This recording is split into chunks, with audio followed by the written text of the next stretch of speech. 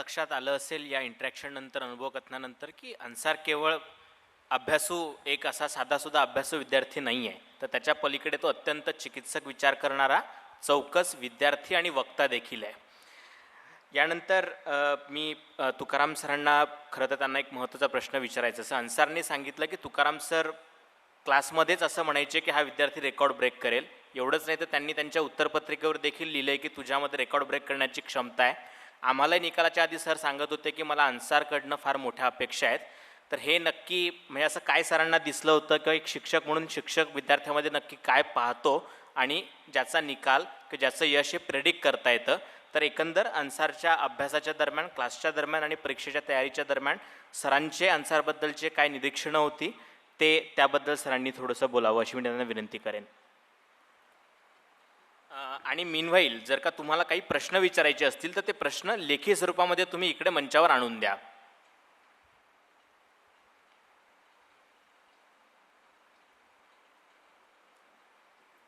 नमस्कार. मी फार वेळ बोलणार नाही, खरं तर बोलायची गरज नाही आहे. 5-7 मिनटं मी बोलतो.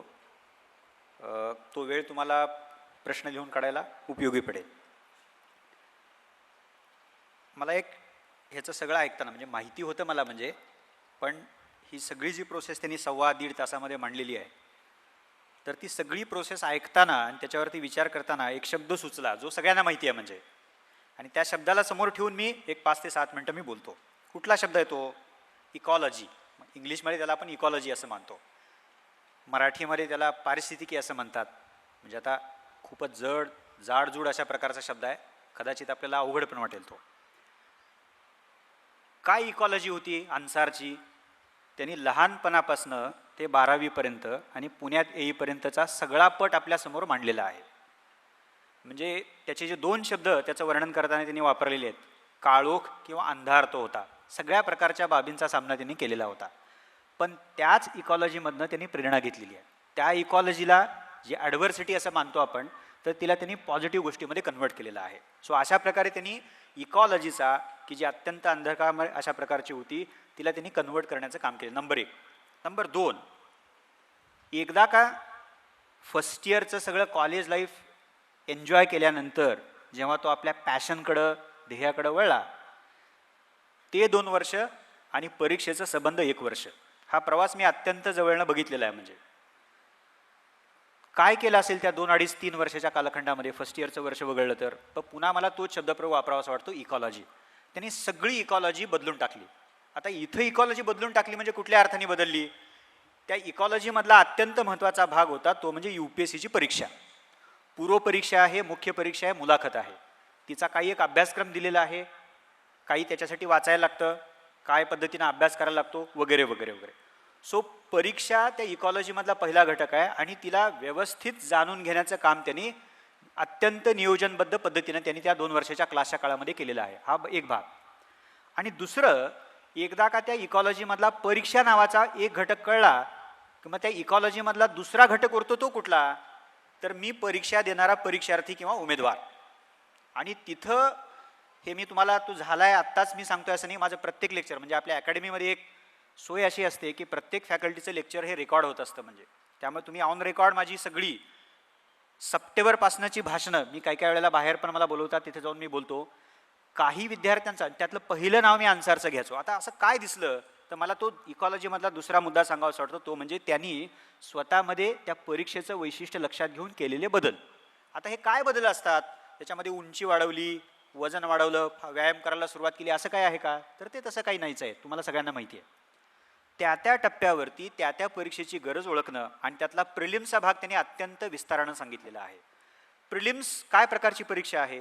2 विषय आहेत, त्याचा काही एक अभ्यासक्रम आहे, नंबर 1. नंबर 2, प्रिलिम्सला काय प्रकारचे प्रश्न विचारले जातात हे त्यांनी आधी बघितलेलं आहे. आणि मग अजून एक शब्दप्रयोग मला मुद्दा म्हणून तुम्हाला सांगावासा वाटतो. 99.99% विद्यार्थ्यांच्या बाबतीमध्ये तो घडताना दिसतो, जे त्याच्या बाबतीमध्ये घडलं नाही. काय असतं? आपण सतत, मला तो इंग्लिश शब्द सुचतोय म्हणून मी तो उच्चारतो, रिसिव्हिंग एंडला असतो.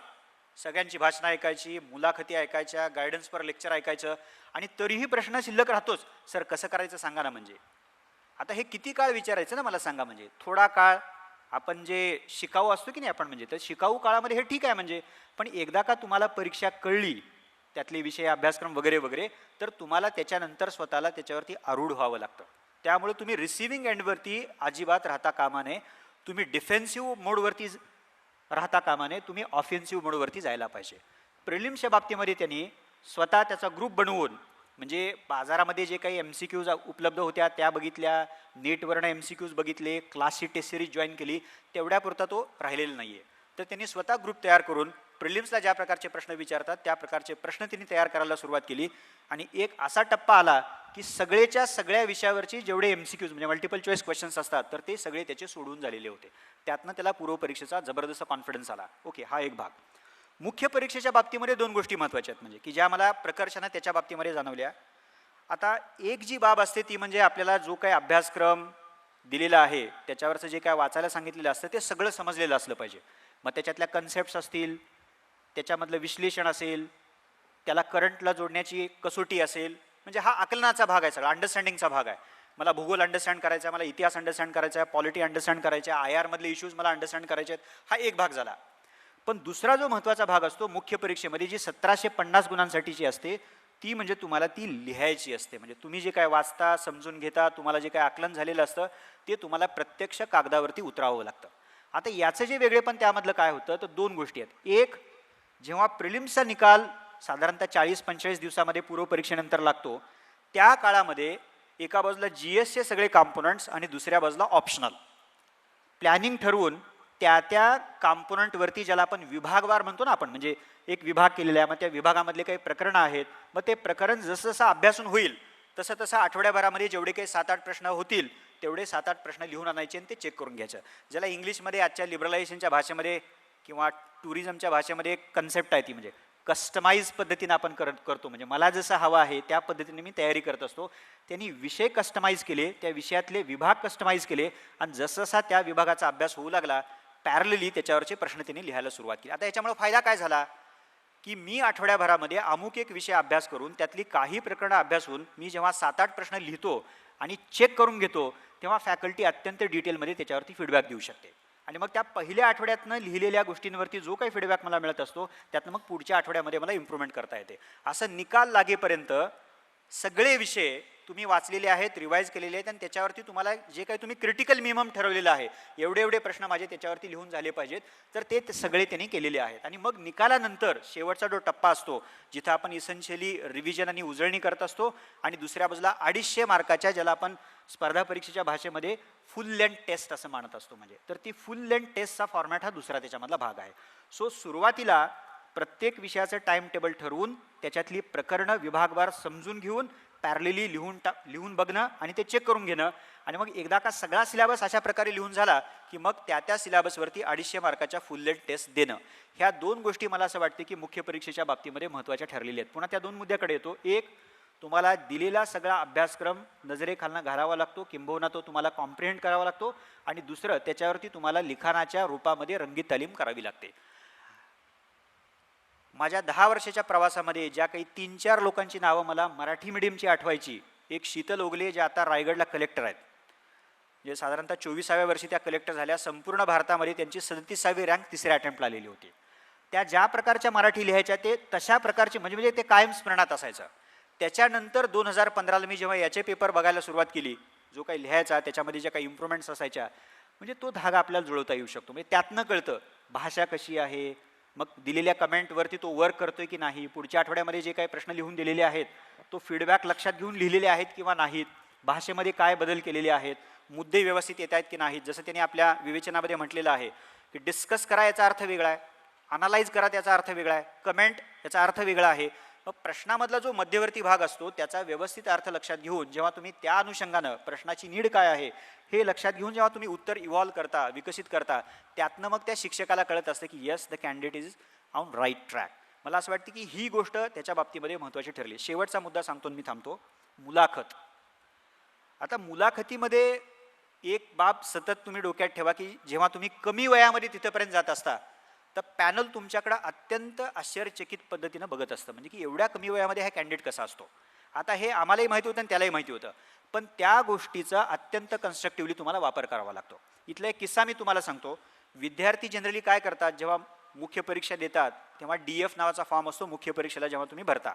जवळपास एक 10-12 पानांचा तो फॉर्म असतो.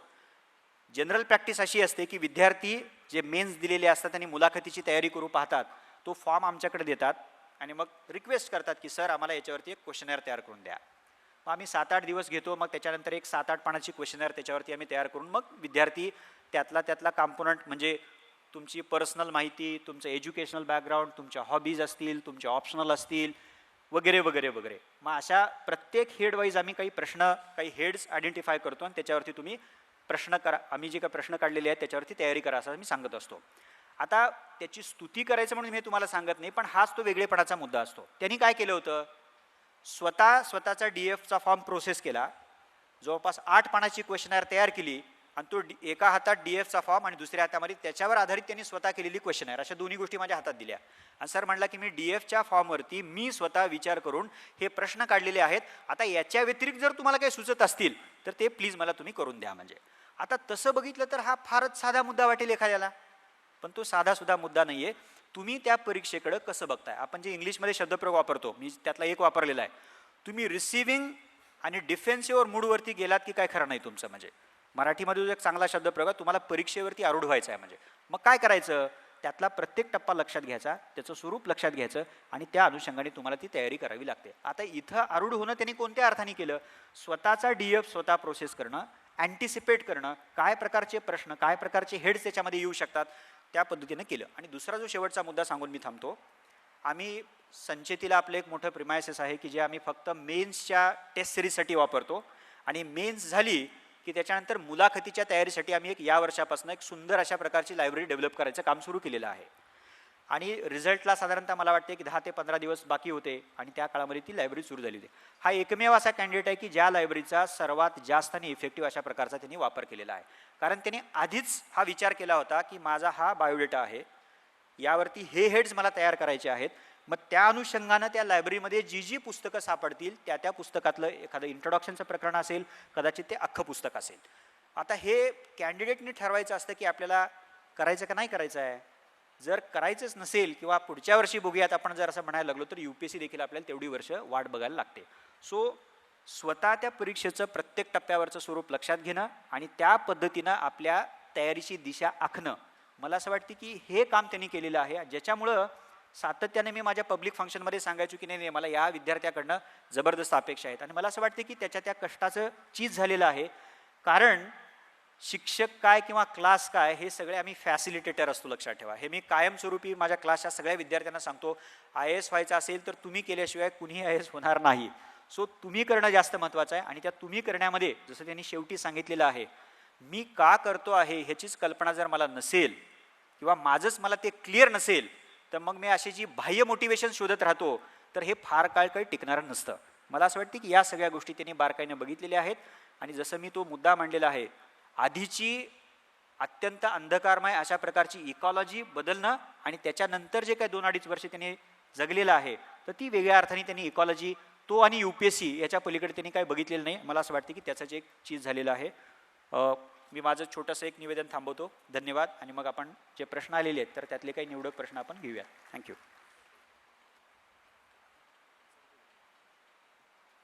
आवाज येतोय सर? ओके. हा प्रश्न आहे की आर्ट अँड कल्चरसाठी काय वापरायचं आहे. मी जसं सांगितलं की NOSचं आणि RS शर्माचं जे पुस्तक आहे तेच तुम्ही केलं तरी पुरेसं आहे. कारण आर्ट अँड कल्चरचा पार्ट खूप जास्त वास्ट आहे. त्यामुळे सिलेक्टिव्ह अभ्यास तुम्ही आर्ट अँड कल्चरचा करणं गरजेचं आहे. कारण ते जे 6-7 आपले डान्सेस आहे, क्लासिकल डान्सेस, ते आपण वाचतो आणि वाचल्यानंतर कळतं म्हणजे, पण नंतर असं वाटतं की अरे हा तो होता की तो होता. म्हणजे त्यामुळे थोडंसं सिलेक्टिव्ह अभ्यास करा. आणि हेच मी सांगू शकेल. म्हणजे कारण खूप मोठा पार्ट आहे. मी देखील सिलेक्टिव्ह अभ्यास केला होता आणि क्वेश्चन फारसे अवघड आता विचारले जात नाही. म्हणजे कॉमन सेन्सवर ते प्रश्न सुटतात. म्हणजे RS शर्मा आणि NOS. हा प्रश्न आहे की सर मी रोज काम करतो आणि अभ्यास पण, मला काम केल्याशिवाय पर्याय नाही, मी UPSC देऊ शकतो का?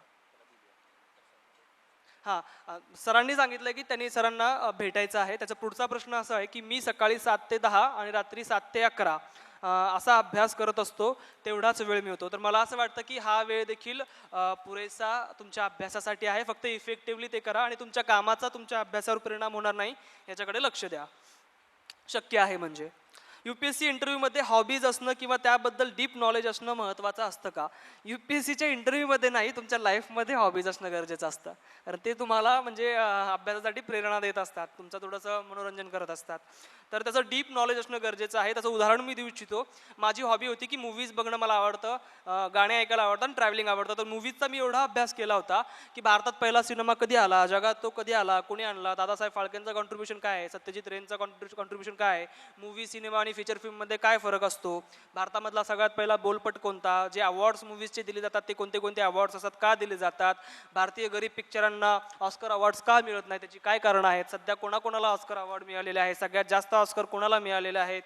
अशा प्रकारचा अभ्यास करणं डिटेलमध्ये गरजेचं असतं. तुमचा फेवरेट मूवी विचारतात की कोणता आहे, मग मी स्वदेश माझा फेवरेट मूवी आहे, तर मी त्याच्याबद्दलची माहिती करून गेलो होतो की डायरेक्टर कोण आहे, त्या डायरेक्टरचे अजून काही मूवी आहेत का, शाहरुख खानचं त्यामध्ये मोहन नाव आहे, अशा प्रकारच्या गोष्टी करून गेलो होतो. त्याप्रकारे डायरेक्टरच्या अदर मूवीज, त्या मूवीमध्ये मला काय आवडलं. त्याच्यानंतर हा प्रश्न विचारला जातो की रिसेंटली तुम्ही कोणता मूवी बघितलात, मग मी इंटरव्ह्यूसाठी स्पेशली अलीगड नावाचा तो मूवी बघून गेलो होतो. मग मी अलीगडच्या संदर्भातलं LGBT इश्यू, मग भारतामध्ये काय कॉन्ट्रीवर्सी आहे, सुप्रीम कोर्टाचे काय जजमेंट्स आहे, UN चे काय कन्व्हेन्शन्स आहे, सध्या काय प्रॉब्लेम आहे, माझं ओपिनियन काय आहे, या सगळ्या गोष्टीची तयारी करून गेलो होतो. म्हणून त्यांनी फक्त एकच प्रश्न विचारला की अन्सार तुझ्या फेवरेट मूवीची नावं सांग.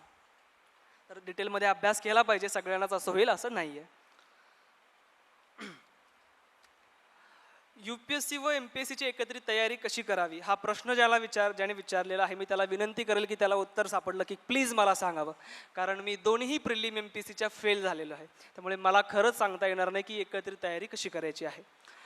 BA मराठी इंग्लिशमध्ये कोणत्या मीडियममध्ये करणे फायद्याचे ठरेल? आय वुड सजेस्ट की इंग्लिशमध्ये करा. तुमचं इंग्लिश इम्प्रूव्ह होण्यासाठी त्याची खूप मदत होईल. पण नंतर जर झेपतच नसेल तर तुम्ही डिसिजन घेणं गरजेचं आहे. Insight secure compilation daily follow करत होता का? नाही, मी नाही करायचो. सिक्युअर आन्सरचे पॉईंट्स मराठीत काढत होता का? येस, मी मराठीत त्याचे पॉईंट्स काढायचो. त्यामुळे इंग्लिशमध्ये वाचायचो, महिन्यातच एकदा मी वाचायचो, दररोज मी वाचायचो नाही, त्याच्या नोट्स काढायचो. आपको कब एहसास हुआ की आप फर्स्ट अटेम्प्ट में ही IAS बन जाओगे? मी हे ठरवलेलंच होतं, त्यामुळे एहसास होण्याचा प्रश्नच नव्हता, मी होणारच होतो. म्हणजे अकॅडमिक रेकॉर्ड खूप चांगले नसेल तर UPSCची तयारी कशी करावी? तुमच्या अकॅडमिक रेकॉर्डचा आणि UPSCचा काहीही संबंध नाही आहे. UPSCची तयारी तुम्हाला 0 करावी लागते. आज आपल्याकडे बरेचसे असे अधिकारी आहेत की 10वी आणि 12वीला नापास झालेले आहे किंवा डिग्री ते 35% काढलेले आहेत. त्यामुळे तुम्ही तयारी करू शकता. 0 सुरुवात आहे, हार्डवर्क गरजेचं आहे आणि बाकीच्या गोष्टी गरजेच्या आहे. त्यामुळे त्याचा काही फारसा फरक पडत नाही. पुढे असं विचारलं की अकॅडमिक रेकॉर्ड जर वाईट असेल तर MPSC करावी का? याच्यातून असा अर्थ निघतो की ज्यांचा अकॅडमिक बॅड आहे ते MPSC करतात, असं काही नसतं. म्हणजे मला प्रश्न विचारला आहे की मराठी माध्यमच का निवडले? तू इंग्लिशमधून केली आहे, म्हणजे तयारी केली आहे. मराठी माध्यमातून विद्यार्थ्यांना काय अडचणी येतात? मी सांगितलं की आपल्याला भरपूर मराठीत इंग्लिशमध्ये वाचावं लागतं, मराठीत ट्रान्सलेट करावं लागतं, मुद्दे काढावे लागतात, ती अडचण येत असते. तसेच मुलांना रँक जास्त येत नाही, ही चुकीची गोष्ट आहे. मागच्या वर्षी कौस्तुभ दिवेगावकरने मला वाटतं मराठीमध्येच एक्झाम दिली होती आणि खूप चांगला रँक त्यांचा आला होता. भूषण गगराणी सरांचं उदाहरण तुमच्यामध्ये आहे की टॉप 5 ते आलेले होते. त्यामुळे शीतल उगलेचं उदाहरण तुमच्या समोर आहे. त्यामुळे चांगलं रँकिंग काढता येतं. असा न्यूनगंड आहे की रिजनल लँग्वेजमधून UPSCमध्ये सक्सेस मिळत नाही, खरं आहे का खोटं आहे? तर अर्थातच तो न्यूनगंड आहे आणि ते खोटं आहे. प्रश्नाचे उत्तर इंट्रोडक्शन, बॉडी, कन्क्लुजन या स्वरूपात द्यावे की बुलेट पॉईंट या स्वरूपात लिहावे, हे व्हॅरी करतं क्वेश्चन कसा विचारलेला आहे. त्यामुळे क्वेश्चनच्या डिमांडवर ते डिपेंड करत असतं. GS1 आणि GS2ची उत्तरं मी 20पैकी 20 पॉईंट फॉर्ममध्ये लिहिली होती, बुलेट फॉर्ममध्ये लिहिली होती, रोमन अंकामध्ये लिहिली होती, ABCDमध्ये लिहिली होती, बोर होऊ नये म्हणून. पण नंतर मी इकॉनॉमिक्समध्ये तसं नाही केलं, एथिक्समध्ये तसं फार कमी केलं. It depends on the question, demand काय आहे क्वेश्चनची त्याच्यावरती डिपेंड करत असतं.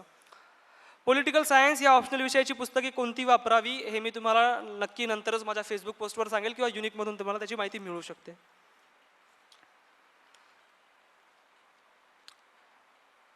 तयारीसाठी दिल्लीला जाण्याची गरज आहे का? अर्थातच नाही. तुम्ही अमेरिकेला जाऊन जर UPSCचा क्लास लावला तरी तुम्ही सक्सेस व्हाल असं नाही आहे. त्याच्यासाठी ज्या गरजेच्या गोष्टी आहेत त्या जर तुम्हाला पुण्यात उपलब्ध असेल तर तुम्ही कुठेही राहून तयारी करू शकता. त्यामुळे दिल्लीला जाण्याची गरज आहेच असं नाही आहे. तुमच्याकडे वेळ, पैसा आणि इंटरेस्ट असेल आणि तुम्हाला जर वाटत असेल की दिल्लीला गेलं पाहिजे तर यू गो अहेड, पण तशी काही गरज नाही आहे. मी फक्त दिल्लीला इंटरव्ह्यूसाठी गेलो होतो, बाकीची गरज त्याची नाही आहे आणि बरेच जण जातही नाहीत.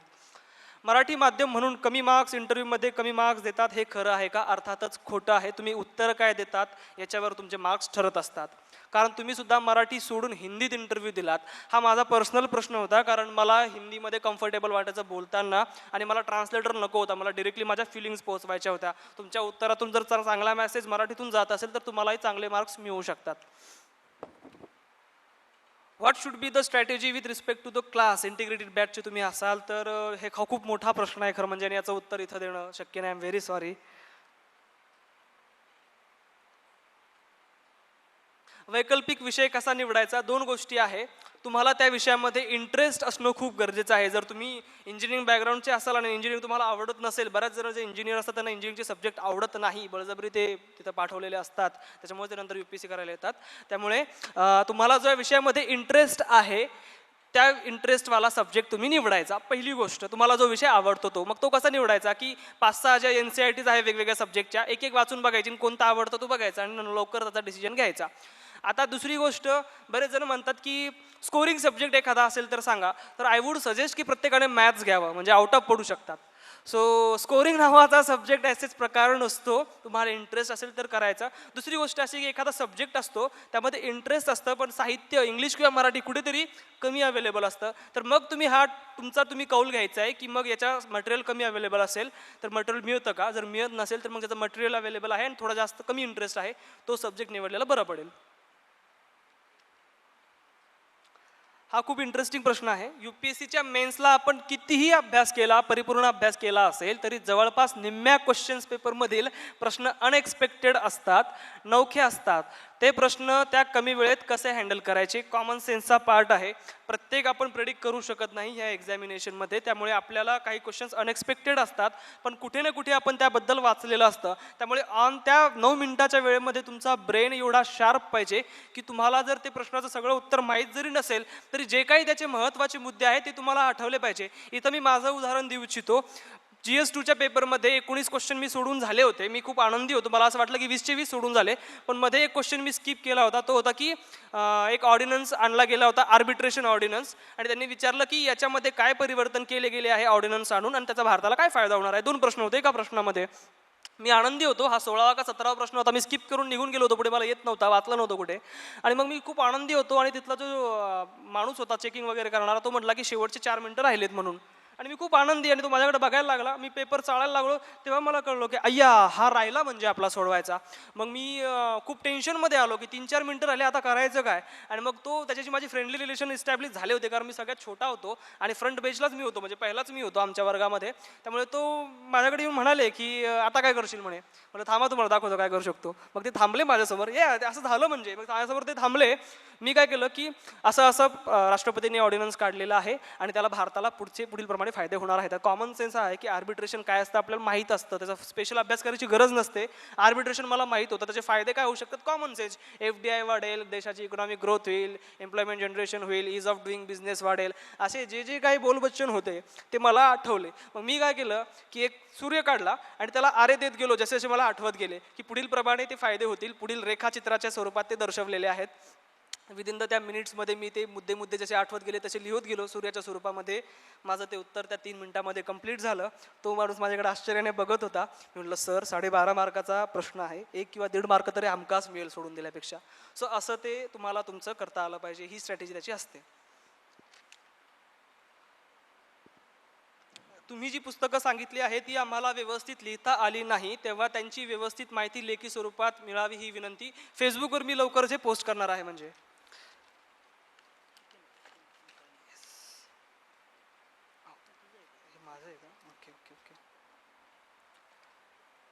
क्वालिफाईंग पेपर इंग्लिश व मराठीची तयारी कशी करावी, कोणत्या प्रकारे करावी? ह्या पेपरची वेगळी तयारी करण्याची अजिबात गरज नाही आहे. मी 1 तास देखील माझा वेळ ह्या पेपरमध्ये घालवलेला नाही आहे. 300 पैकी तुम्हाला फक्त 75 मार्क्स पाडायचे आहे. 3 वर्षापासून तुम्ही इंग्लिश न्यूजपेपर वाचताय, मराठी मायबोली तुम्ही अभ्यासताय, आणि त्यात जर तुम्हाला 300 पैकी 25% म्हणजे 75 मार्क्स पडू शकत नसतील तर तुम्ही जगातली कोणती परीक्षा देणार आणि सक्सेस होणार, हा खरा म्हणजे प्रश्नचिन्ह आहे. त्यामुळे डोंट वरी, त्याची काही वेगळे अभ्यास करायची अजिबात गरज नसते. आणि मेन्स परीक्षेचे उत्तर लिहित असताना मराठीत शब्दमर्यादा कशी डेव्हलप व पाळायची व करायची ते आपोआप येऊन जातं, सरावानं ते होत असतं. त्यामुळे मॅक्सिमम टाईम तुम्ही प्रॅक्टिस करा, तशी प्रॅक्टिस मी केली होती, त्यामुळे प्रॅक्टिसनं ते येऊन जातं हमखास. पदवीच्या काळात नापास झाल्यावर UPSCच्या परीक्षेत परीक्षेवर कोणता परिणाम होतो का? पहिला परिणाम होतो की तुमचा 1 वर्ष लेट अटेम्प्ट होतो. दुसरा परिणाम होतो की जर तुम्ही इंटरव्ह्यूला गेलात तर ते तुम्हाला जर त्याचा रेकॉर्ड असेल तर ते विचारतील की तू का नापास झाला. तर आय वुड रिक्वेस्ट की जर तुम्ही नापास झाला असेल तर जेन्युइन जे रिझन असेल प्रामाणिकपणे ते रिझन तुम्ही दिलं पाहिजे. त्यामुळे फारसा परिणाम होत नाही अकॅडमिकचा तुमचा. सर 10वी नंतर कोणती साईड घ्यावी? तुम्हाला जी साईड आवडते ती साईड घ्यावी. फक्त IAS व्हावा असं मी म्हणणार नाही. ज्यामध्ये इंटरेस्ट असेल ती साईड घ्यावी. 11वी पासून अभ्यासाला कशी सुरुवात करायची हा खूप मोठा प्रश्न आहे. मला असं वाटतं की 12वी नंतर अभ्यासाला सुरुवात केली पाहिजे. 11वीमध्ये तुम्हाला फारशी मॅच्युरिटी सोशल इश्यूजची आणि ओव्हरऑलच या परीक्षेची आणि ह्या मोठ्या एवढ्या भारतातली सगळ्यात मोठी परीक्षा आहे त्याची मॅच्युरिटी असणं अनएक्सपेक्टेड असतं. त्यामुळे मला असं वाटतं की 11वीला फक्त तुम्ही डिसाईड करा की मला हे करायचं आहे.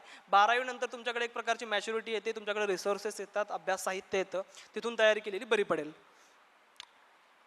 सर तुम्ही 70% सिलेबस इंग्लिशमधून रीड करून मराठीमधून काय एक्झाम दिली? मी त्याचं कारण मला असं वाटतं की सांगितलेलं आहे की मराठीमध्ये दर्जेदार पुस्तकं नाही आहेत. पुस्तकं आहेत पण ती अतिशय रद्दी स्वरूपाची आहे. काही मटेरियल युनिकचं आणि काही पुस्तकं बिपिन चंद्रांची जी मराठीमध्ये के सागर यांनी आणलेली आहेत ती पुस्तकं मी रेफर केली होती. 30% मला त्या क्लासच्या नोट्स आणि पुस्तकांचा उपयोग झाला. 70% मला करणं भाग पडलं होतं. ओके, मला वाटतं इथले प्रश्न बऱ्यापैकी संपत आलेले आहेत आणि काही प्रश्न इथं दिसत आहेत. इथं दिलेलं आहे की which language is more suitable for me, English और मराठी. आता तुम्ही एक्झॅक्टली कोण आहात मला माहीत नाही, त्यामुळे मी कसं सजेस्ट करणार तुम्हाला की कोणती लँग्वेज तुम्हाला आहे म्हणून. I am first year engineering student, so which batch is right for me. Batch म्हणजे एक्झॅक्टली कोणती हे तुम्ही मला क्लिअर नाही आहे. जर ती क्लासची असेल तर तुम्ही चौकशी केलेली बरी पडेल. 3 इयर्स इंटिग्रेटेड 3 मंथची. मी म्हणेल की 3 वर्षाची इंटिग्रेटेड तुम्हाला बऱ्यापैकी फायदा होईल त्याचा, कारण तुम्ही फर्स्ट इयरला आहात. आत्तापासून जर तुम्ही तयारी केली तर त्याचा फायदा तुम्हाला नक्की होणार. तुकाराम जाधव सरांना हा प्रश्न विचारला होता, सर इथे नाही आहेत. MPSC आणि UPSCचा कंबाईन स्टडी कसा करू याचं उत्तर मला असं वाटतं की मी देण्यात समर्थ आहे. मी सांगितलंच आहे काय झालं माझ्यासोबत. मी एकाच वर्षाची इंटिग्रेटेड बॅच केली होती. यांनी विचारलं की तुम्ही 3 इयर्स बॅचला होता की 1 इयरच्या बॅचला. मी एकाच इयरच्या बॅचला होतो. सेकंड इयरला मी कॉलेजला होतो, त्यावेळेस मी ती बॅच जॉईन केली होती. UPSCची तयारी नेमकी कोणत्या वयापासून करावी? ज्या वयामध्ये तुम्हाला सामाजिक जाणीव येते, ज्या वयामध्ये तुम्हाला डिसिजन घ्यायचा असतो तुमच्या करिअरचा, ज्या वयामध्ये तुम्हाला कळतं की मला एक्झॅक्टली आयुष्यात काय करायचं आहे, त्या वयामध्ये तुम्ही तो डिसिजन घेतला पाहिजे. आयडियल वे आहे 12वीच्या वर्षानंतरच तुम्ही त्याची तयारीचा डिसिजन घेतला पाहिजे. मी 16 वर्षाची आहे असं त्यांनी म्हटलेलं आहे, त्यामुळे 2 वर्ष अजूनही विचार करायला तुमच्याकडे वेळ आहे.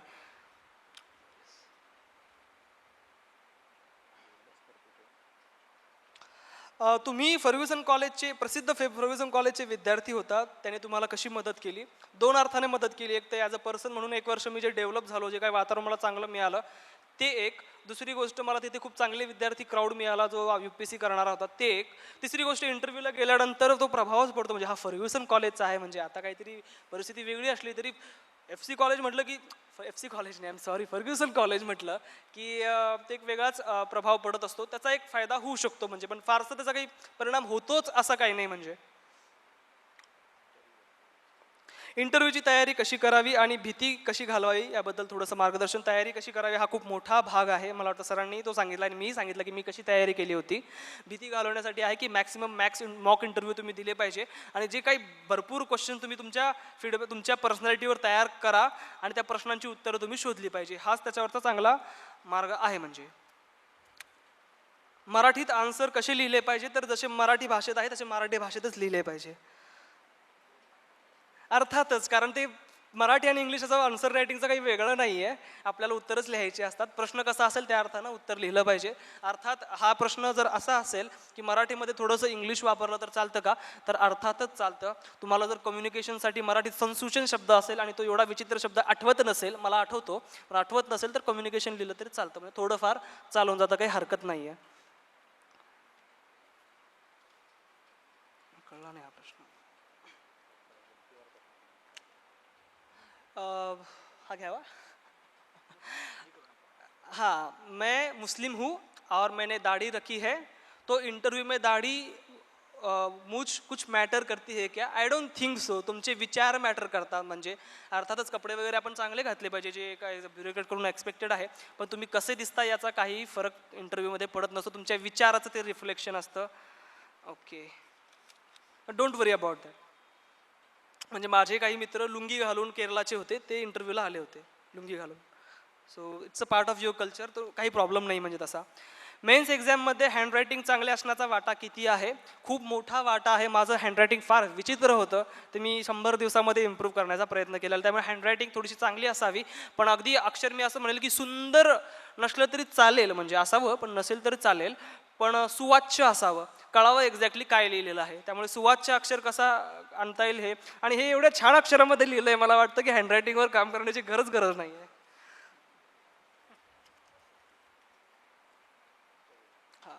इंटरव्ह्यूमध्ये तुम्हाला एक प्रश्न विचारला होता, तुमच्या जिल्ह्यात जर हिंदू मुस्लिम दंगल झाली तर तुम्ही काय कराल? तो प्रकरण तुम्ही ॲज अ डिस्ट्रिक्ट मॅजिस्ट्रेट म्हणून कसं हँडल कराल? मी त्यांना हे सांगितलं की मॅडम, मॅडमने विचारला तो प्रश्न, म्हटलं मॅडम असं होऊच देणार नाही, आणि अनफॉर्च्युनेटली जर असं झालं तर मी ती दंगल आटोपत आणण्याचा प्रयत्न करेल. सगळी पोलीस फोर्स जे काही माझ्याकडे अवेलेबल असेल तिथं मी ते घेऊन जाण्याचा प्रयत्न करेल, दंगल आटोपात आणेल. त्यानंतर जे जखमी झाले त्यांना लवकरात लवकर हॉस्पिटलमध्ये कसं पाठवतील त्याच्या ट्रीटमेंटचा विचार करेल. दंगलीमागं काय कारणं होती, कोण कोण लोक त्याला जबाबदार होतील, त्यांना शिक्षा देण्याचा प्रयत्न करेल. काय कारण होतं, कोण राईट होतं, कोण रॉंग होतं हे समजून घेण्याचा प्रयत्न करेल. पुढं दंगल होऊ नये म्हणून तिथली जी सगळी मंडळी आहे दोन्ही पक्षामधली, त्यांना एकत्र नेगोशिएशनच्या टेबलवर आणणार, त्याच्याशी डिस्कस करणार, काय कॉन्स्टिट्युशनली आणि लिगली बरोबर आहे ते समजून सांगणार. आणि पुढच्या वेळेस माझ्या जिल्ह्यामध्ये दंगल होऊ नये यासाठी मी जास्तीत जास्त धार्मिक सलोखा प्रस्थापित करण्याचा प्रयत्न करणार.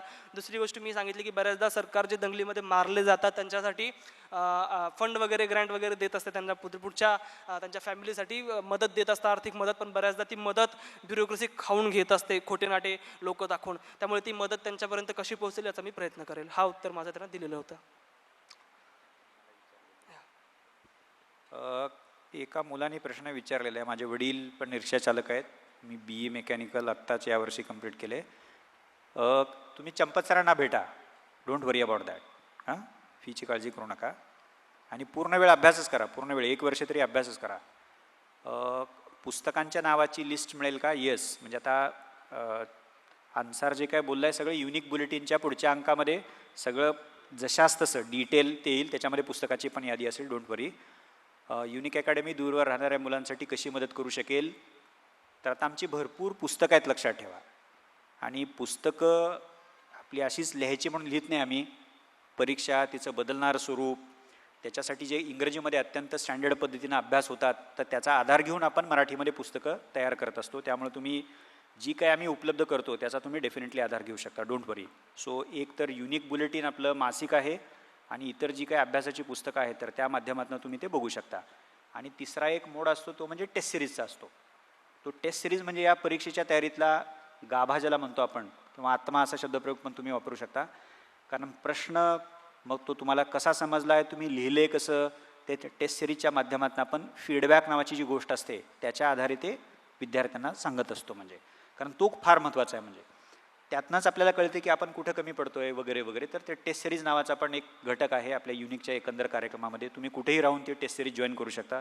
So you don't worry about that. म्हणजे ओके, थँक्यू सर आणि थँक्यू अन्सार.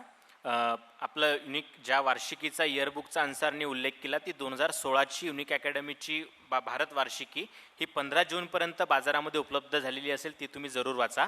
त्याचप्रमाणे विज्ञान तंत्रज्ञान आणि अर्थव्यवस्थेवरची पुस्तकं सुंदर मराठीतलं संदर्भ साहित्य म्हणून आता उपलब्ध झालेली आहेत, ती तुम्ही बघू शकता. आणि बाकी सर म्हटले त्याप्रमाणे हे सगळा विषय आणि अभ्यासाची यादी आणि सविस्तर मार्गदर्शन आपण युनिक बुलेटिनमधनं वेळोवेळी देतच राहू. पुढच्या आता 2 दिवसांमध्ये येणाऱ्या अंकामध्ये सुद्धा अन्सारचं एक सुरुवातीची मुलाखत आपण एक देत आहोत, ती तुम्ही वाचू शकता आणि तुमच्या मित्रांना सांगू शकता. या ठिकाणी आपण हा कार्यक्रम या ठिकाणी थांबवूयात. तुम्ही सर्वजण आलात त्याबद्दल आपल्या सगळ्यांचे आभार. Thank you so much.